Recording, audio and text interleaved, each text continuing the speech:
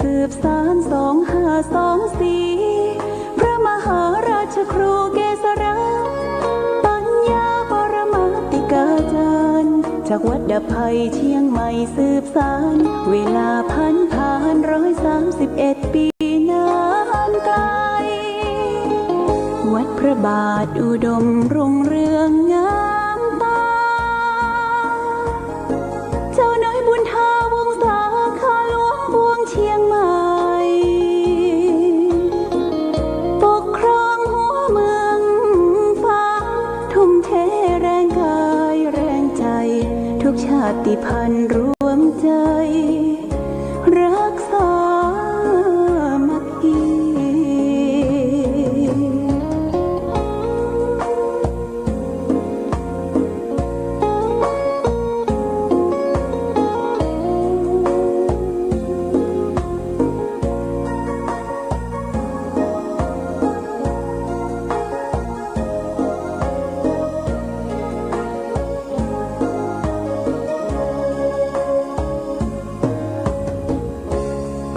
ก่อนเป็นวัดร้างโบราณ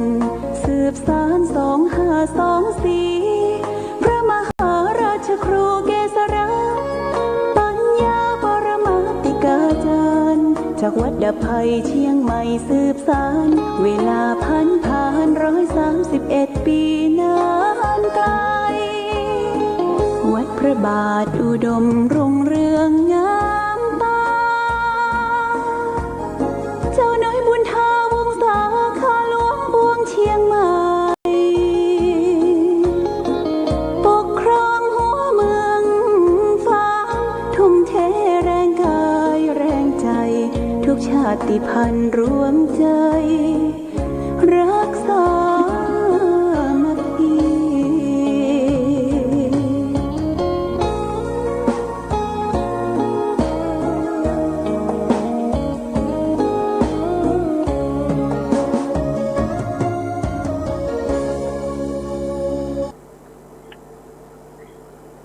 เจริญสุขศรัทธาสาธุชนญาติโยมท่านพุทธบริษัททั้งหลายวันนี้รายการธรรมะประทีปสองตาก็ได้มาพบปะกับ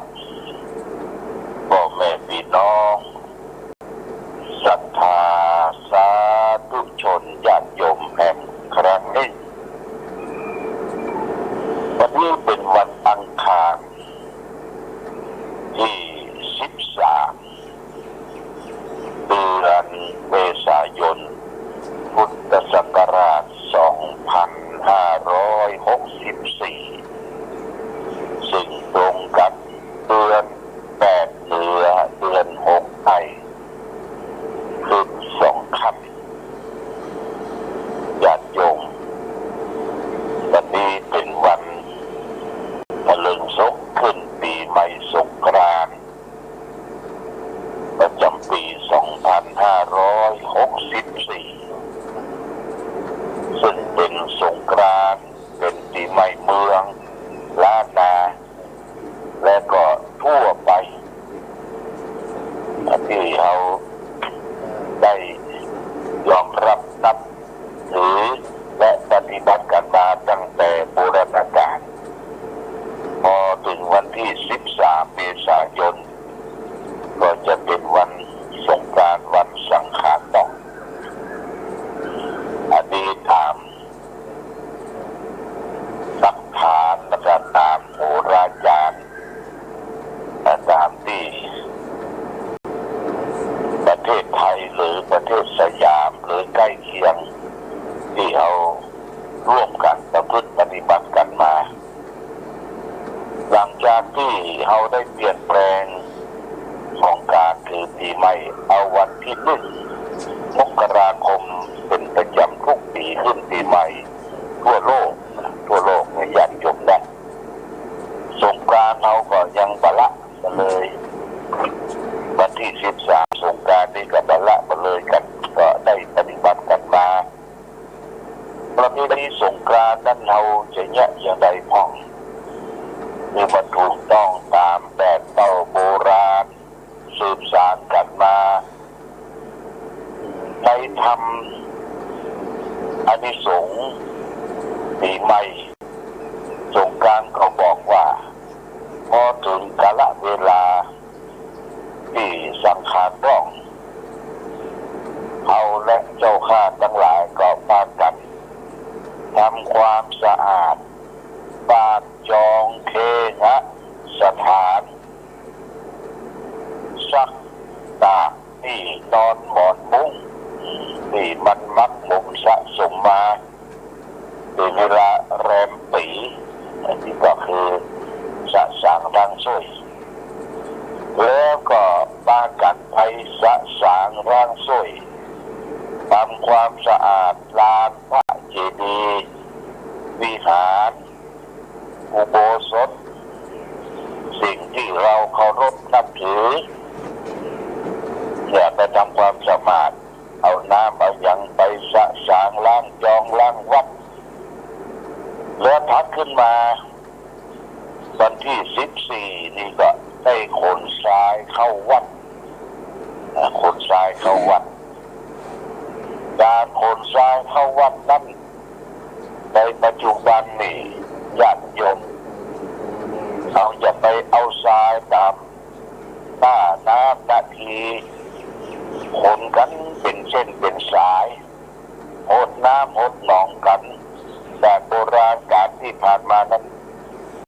มันไม่ได้ละมันเป็นไปได้ยากเพราะว่าหน้าทรายก็เขาจะมีแล้วก็รถรางก็ควักไฟไปกันมาลำบากแต่ก็ต้องมีวัฒนาการตามความเจริญของบ้านของเมืองว่าเอาจัดการทรายคือแก่ต่างวัดเขาก็ได้ร่วมกันจัดกันทำได้จัดซื้อจัดหาใส่รถบรรทุกขึ้นไปเอาไปกองไว้ที่หน้าศาลาหรือที่ข้างๆที่เราจะได้ใช้ทรายให้มันเป็นประโยชน์แก่ต่างวัดที่ญาติโยมอย่างทางวัดพระบาทอุดมนี่ก็ได้ประชาสัมพันธ์บอกบุญมือแก่ญาติโยมที่จะเป็นเจ้าภาพเจ้าศรัทธาขนทรายขึ้นวัดก็ได้รับทราบจากแม่เป็นพอชัยเกตบางส่วนบอกว่าได้ชักชวนกันเป็นเข้าเป็นกันดังที่ได้ประกาศกันไว้ทุกเมื่อเชื่อวันนี้หลวงพ่อก็ได้เอารายชื่อมาโดยเลิกวันนี้อยู่บนดอยพระธาตุต้นปิ่นหรือพระธาตุศรีมหาโพธิ์โพธารามที่พระเจ้าหลวง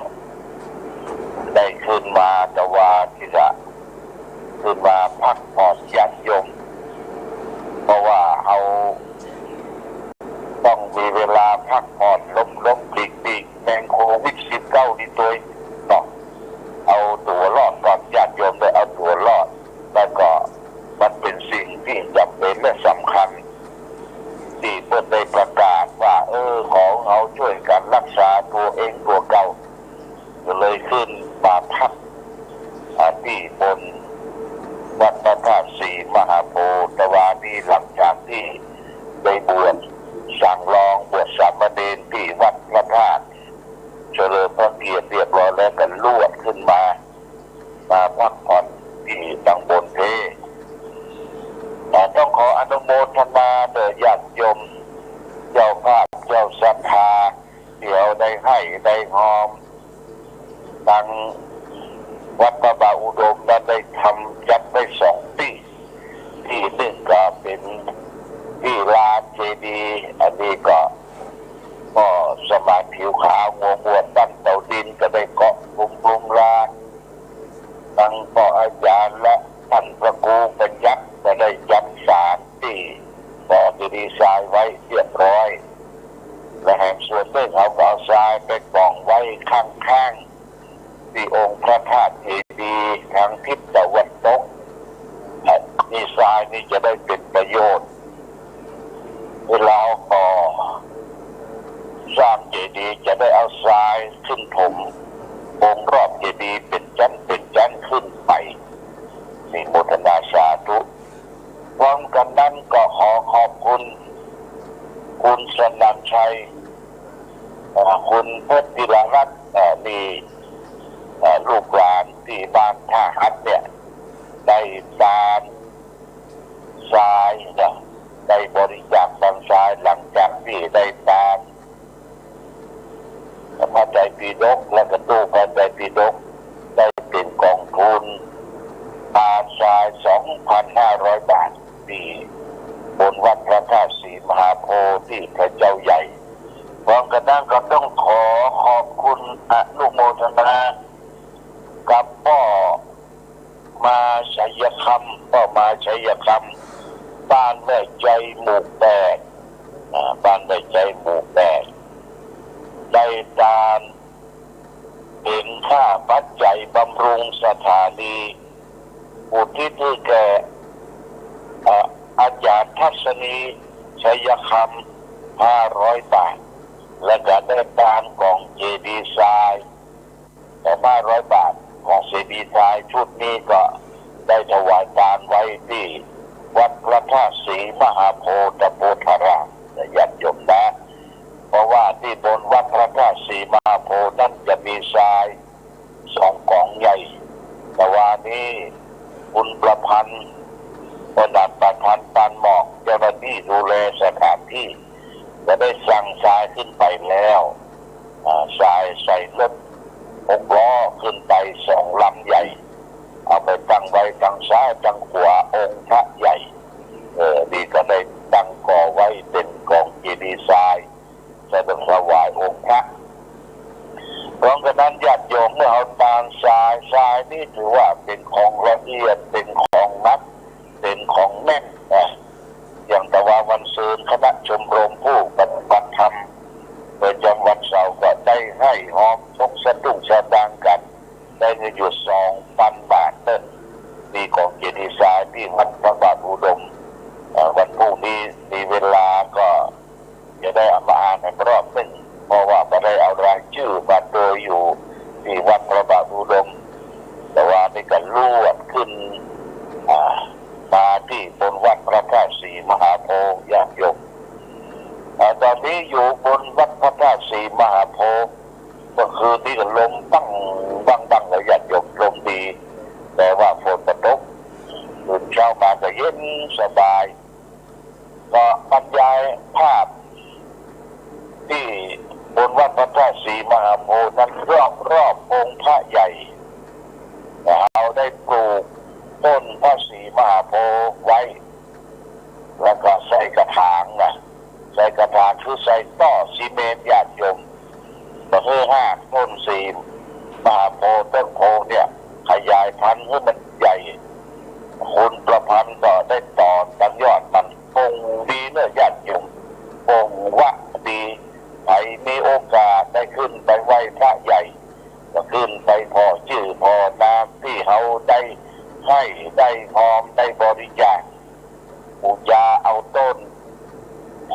ต้นพระศรีมหาโพธิ์ปลูกเรียงรายไว้รอบองค์พระใหญ่ที่ฟุตบาทพร้อมกันนั้นก็มีดอกมีดวงมีต้นกุศลญาติโยมยื่นอกยื่นใจใครจะได้ไปขึ้นไหว้พระก็ขึ้นไปเน้อ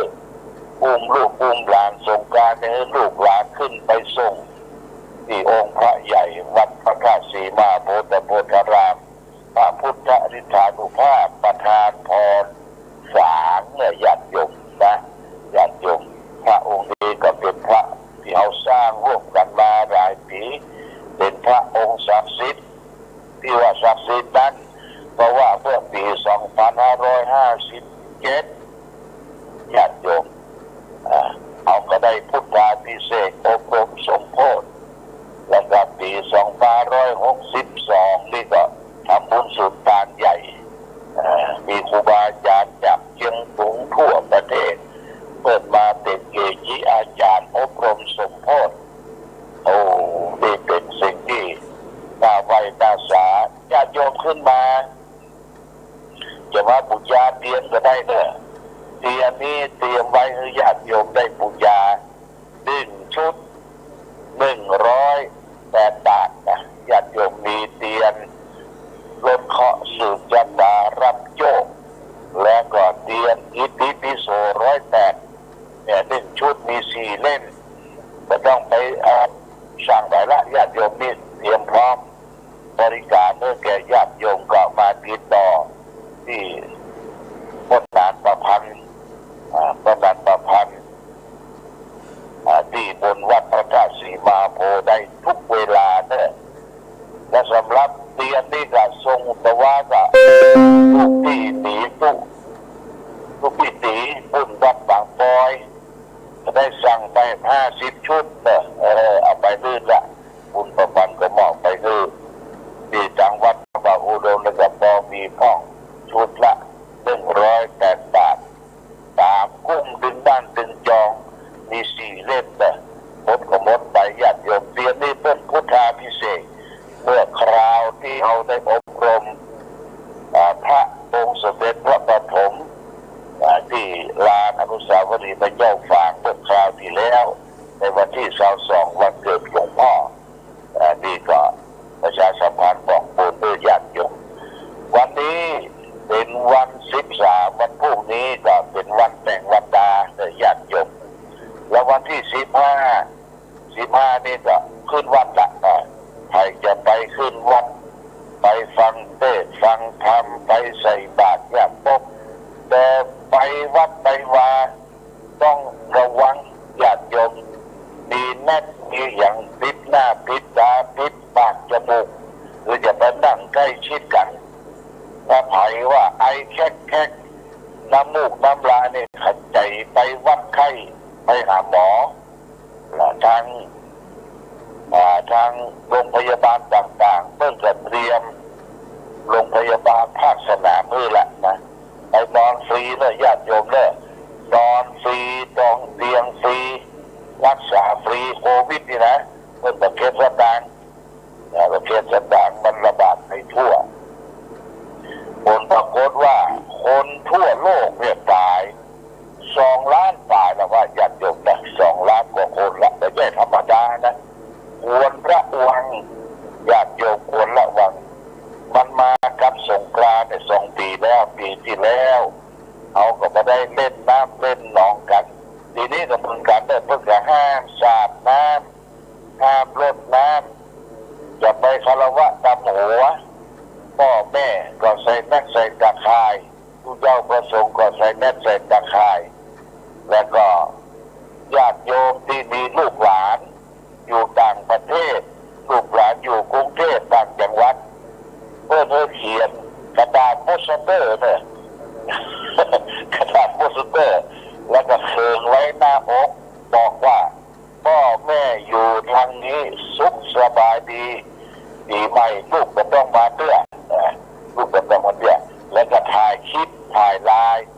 ส่งไปที่เขาได้อ่านแล้วกันเมื่อเขาได้อ่านเขาก็บอกตอบแทนคุณว่าขอคารวะพ่อแม่ขอโชคขอพรพ่อแม่อยู่ดีมีสุขนี่เขาก็เขียนตอบมาดีว่าคารวะทำหัวออนไลน์หรือนอกนั้นลูกหลานอยู่ไกลต้องจะส่งสตุ้งสตางค์ปัจจัย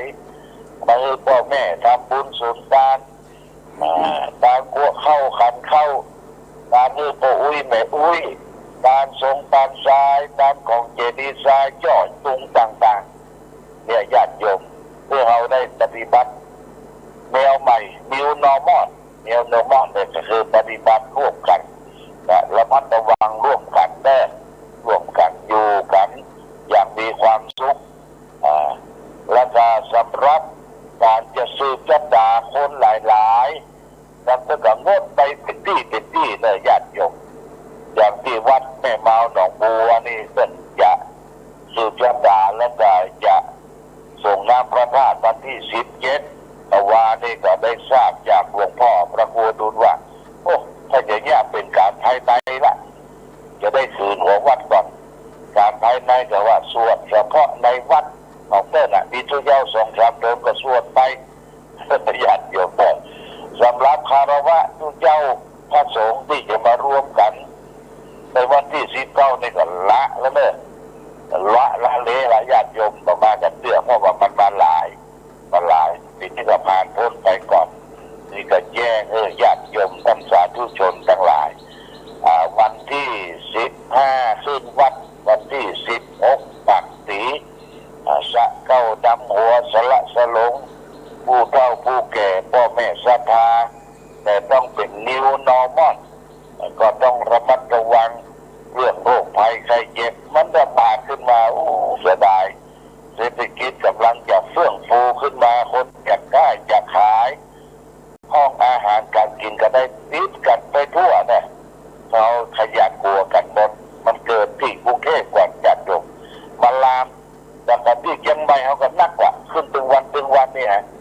เพราะฉะนั้นก็อยู่กันอย่าไปเอวอยู่กันแล้วก็อย่าไปอู้ใกล้กันอย่าไปอู้ใกล้กันระมัดระวังปิดปากปิดจมูกไปปากไปลีก็เหมือนกันญาติโยมไปซื้อของซื้ออย่างจะไปยุบของเพื่อนเอาไปพอแล้วก็สั่งเอาจะไปยุบปิ้นไปปิ้นมาเนี่ยมันเป็นติดกันนะการพูดการที่ไหนก็ตามเพื่อนขายพักไม่ใช่เครือเนี่ยก็เอาก็ไปซื้อมาก็เก็บใส่ในตู้เย็นแล้วก็เอาไว้ต้มไว้แกงไว้อย่างกินอย่างง่ายๆญาติโยม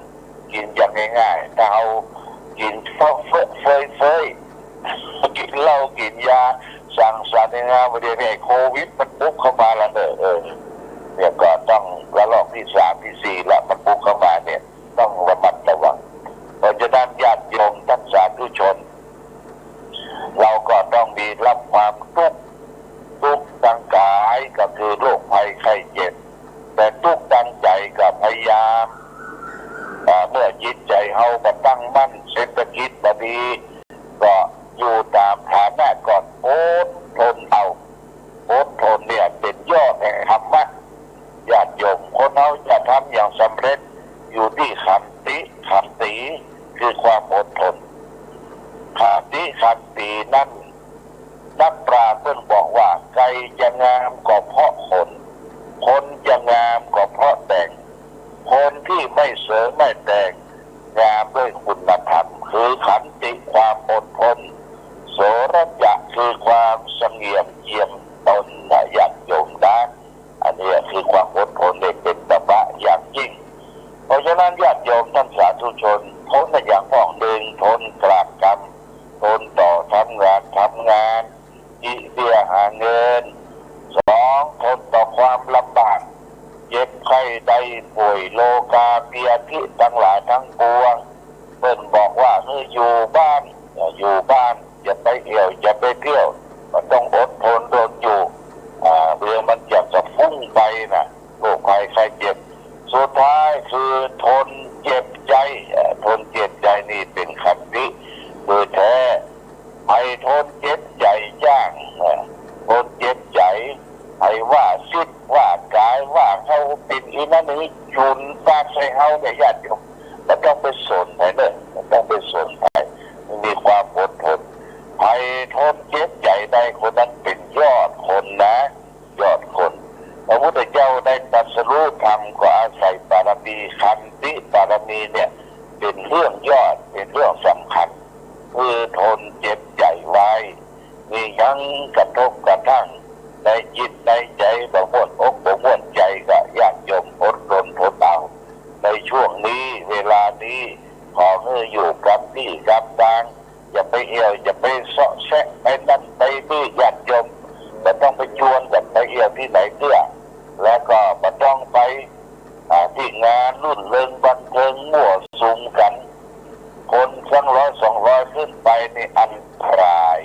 เรื่องของโควิดระลอก3ระลอก4ในญาติโยมนี่ขอฝากไว้ญาติโยมท่านสาธุชนปีใหม่นี้สงกรานต์ปีใหม่ขออำนวยอวยชัย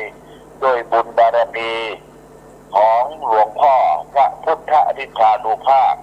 ประธานพรฝากองค์พระใหญ่ของเรา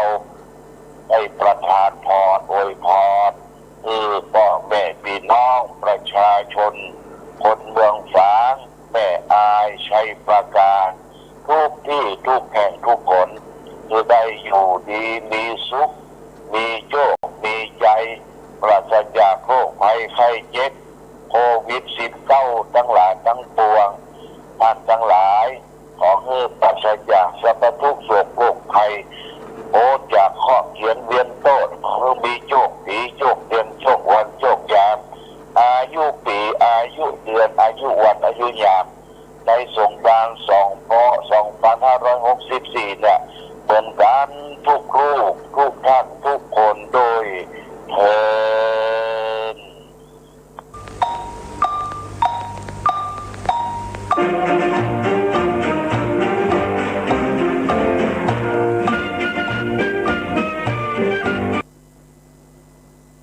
ธงชาติและเพลงชาติไทยเป็นสัญลักษณ์ของความเป็นไทยเราจงร่วมใจยืนตรงเคารพธงชาติด้วยความภาคภูมิใจในเอกราชและความเสียสละของบรรพบุรุษไทย